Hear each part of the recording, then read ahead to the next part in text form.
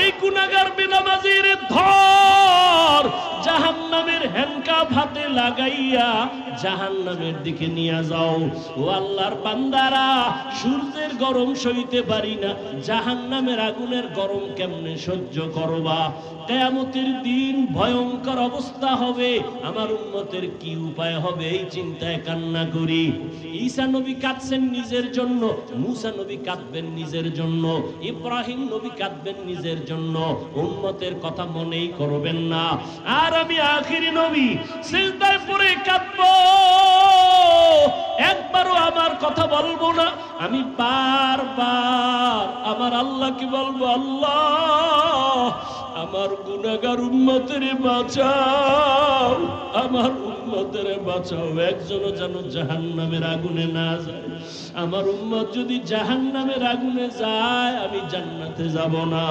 নবীর কান্না দেখিয়া আমার আল্লাহ বলবে, নবী কাঁদিয়েন না, মাথা উঁচু করেন, আপনার উম্মতগুলো বাছাই করে করে জান্নাতের দিকে নিয়ে যান।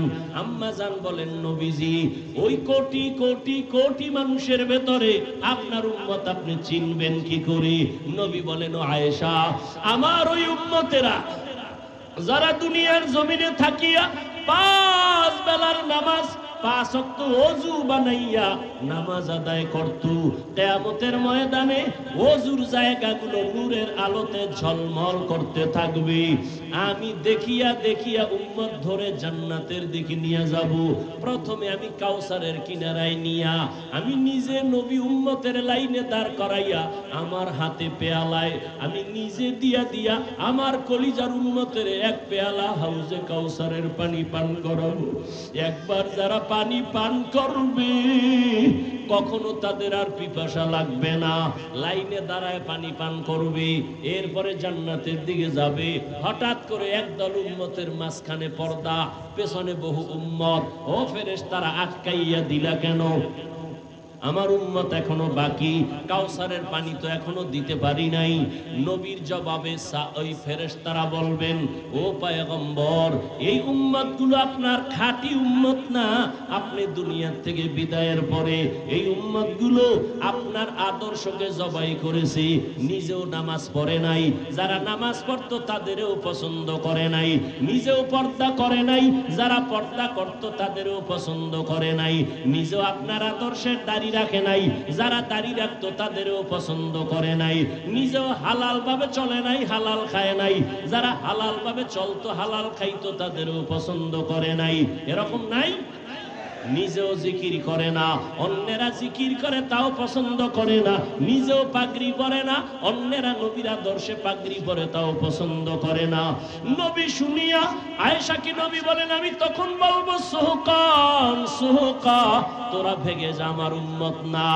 সাথে সাথে আল্লাহ গায়বী আওয়াজ দিবেন, ও জাহান্নামের ফেরেশতারা, এই গুনাহগার বেনামাজির ধর, জাহান্নামের হ্যান্ডকাফ হাতে লাগাইয়া জাহান্নামের দিকে নিয়ে যাও। ও আল্লাহর বান্দারা, সূর্যের গরম সইতে পারি না, জাহান্নামের আগুনের গরম কেমনে সহ্য করবা?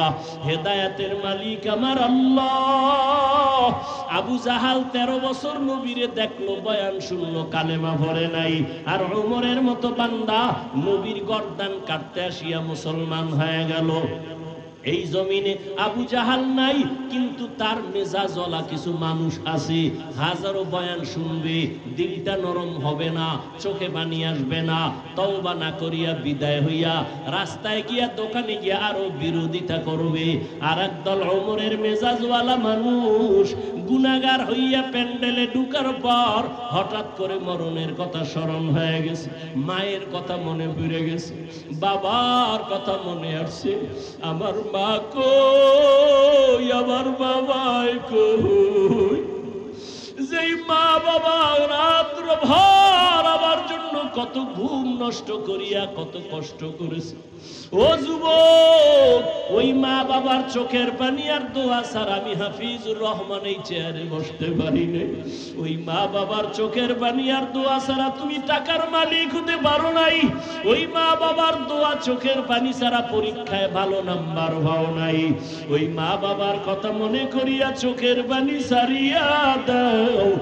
আর মনে মনে তওবা করো আর বলো, হে মালিক, এই ময়দানে আমার মতো গুনাহগার কেউ নাই। আমার গুনার কারণে হাত না পাক, আমার চোখ না পাক, আমার জিহ্বা না পাক, আমার অন্তর না পাক। ইয়া আইয়ুহাল্লাযীনা আমানুত্তাকুল্লাহ,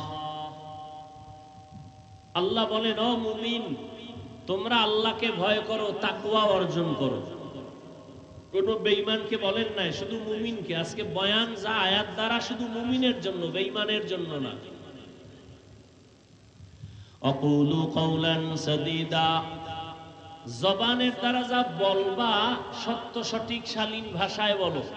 লাভ, ইউসলিহ লাকুম আমালাকুম, দুইটা লাভ। এক, জীবনের সব আমল কবুল হয়ে যাবে।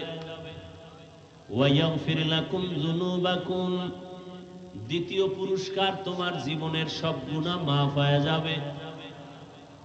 অমাইয়ুতিল্লাহা ওয়া রাসূলাহু, যে বা যারা আল্লাহ এবং তার রাসূলের অনুসরণ, অনুকরণ, ইত্তেবা, ইতাআত করবে, ফাকাদ ফাযা ফাওজান আযীমা, তাদের বিজয়টা হবে চূড়ান্ত বিজয়। অর্থাৎ তারা দুনিয়াতেও বাদশা, পরকালে তারা বিনা হিসাবে জান্নাতি।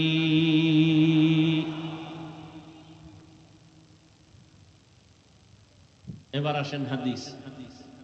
قال النبي صلى الله عليه وآله وسلم من يزمن لي ما بين لحييه وما بين رجليه أزمن له الجنة। পয়গম্বর বলেন, হে উম্মত, আমি তোমাদেরকে চ্যালেঞ্জ দিলাম, দুইটা জিনিস যারা হেফাজতের জিম্মাদারি নিতে পারবা, আমি নবী তোমাকে জান্নাতে নেওয়ার জিম্মাদারি নিব। কয়টা জিনিস? দুই জিনিস হেফাজত। এই ভাই, কষ্ট হয়। ওয়াজের আয়োজনের সব কাম শেষ, শুধু মোনাজাতটা বাকি। কষ্ট দিবেন, কষ্ট করে আসছি, যদি মূল্য না দেন, রিজিকের মালিক কি আমার এই ওয়াজ? কোন বান্দা, কোন নেতা, কোন নেত্রী? কে? গর্তের পিপিলিকারে কে খাওয়ায়? কোটি কোটি জঙ্গলের প্রাণীকে কে খাওয়ায়? উড়ন্ত আকাশের মধ্যে পাখিগুলোকে কে খানা দেয়? ওরা দামি না আমরা দামি? তো ওদেরে আল্লাহ খানা দিতে পারলে আমাদেরে পারবেন না?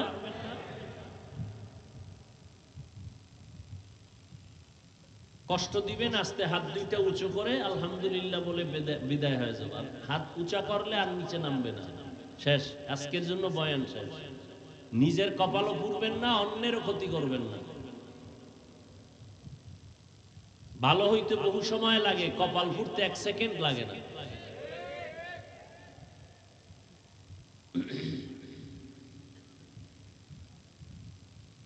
একটু আগে বললাম, বয়ান বক্তার বাহাদুরিতে হয় না, আপনাদের মহব্বতে হয়। আসতেছি, ঘুরাইয়ে উঠতেছি, এর মধ্যে আঘাত, এর মধ্যে বাধা। কেন আপনি উঠা বসা করবেন তো ঢুকলেন কেন? আপনি বাহিরে দাঁড়ায় বয়ান শুনেন, মাইক দেওয়া আছে বহুদূর, ডিস্টার্ব করেন কেন? নাটকের মঞ্চ মনে করতেছেন, যাত্রার প্যান্ডেল ভাবতেছেন।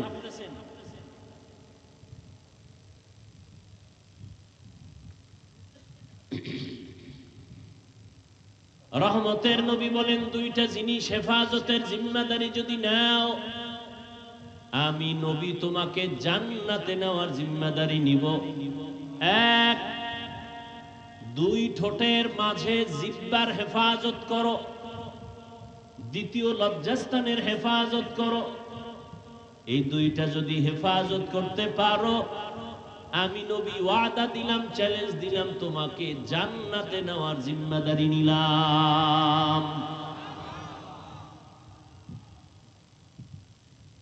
করোনার মতো মহামারী, স্কুল বন্ধ, কলেজ বন্ধ, চাকরি বন্ধ, দোকান বন্ধ, ব্যবসা বন্ধ, ফ্যাক্টরি বন্ধ, গাড়ি বন্ধ, সব বন্ধ, একটা মাদ্রাসাও বন্ধ হয়নি। এরপরও বুঝবা না, যাদের কাছে কোরআন আছে এদের উপর আল্লাহ কতটা খুশি। চাকরিজীবীর চাকরি চলে গেছে, ব্যবসায়ীর ব্যবসা বন্ধ হয়ে গেছে করোনায়, একজন আলেম কোরআনওয়ালা না খায়া মরে নেই।